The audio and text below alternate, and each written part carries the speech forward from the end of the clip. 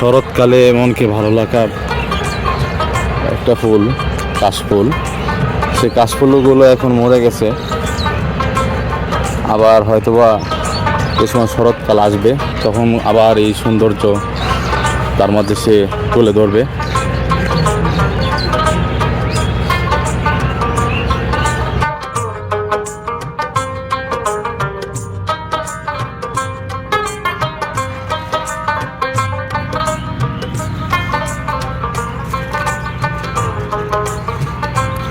দেখতে পাচ্ছেন আমাদের একটা চাচা মাছ ধরা শিকারে চলে যাচ্ছে।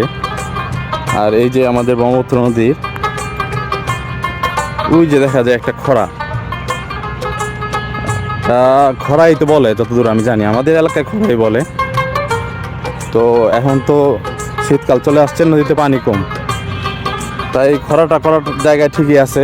খরার যে মালিক তিনি নাই, কারণ তিনি হয়তো অন্য কোনো পেশায় নিয়োজিত আছে এই মুহূর্তে। আর বর্ষাকালে যে সময় নদীতে অনেক পানি থাকে তখন এই খরায় অনেক মাছও ধরা পড়ে।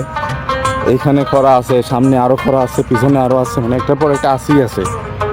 তো এই যে নদীর একটা ধারা, এই যে একটা প্রকৃতি, এই যে একটা ভালোবাসা, এই যে একটা স্মৃতি, এটা যারা শহরে থাকেন তারা হয়তো বা বুঝতে পারেন যে কী সুন্দর, কী মায়া, কী ভালোবাসা এই প্রকৃতিতে আছে।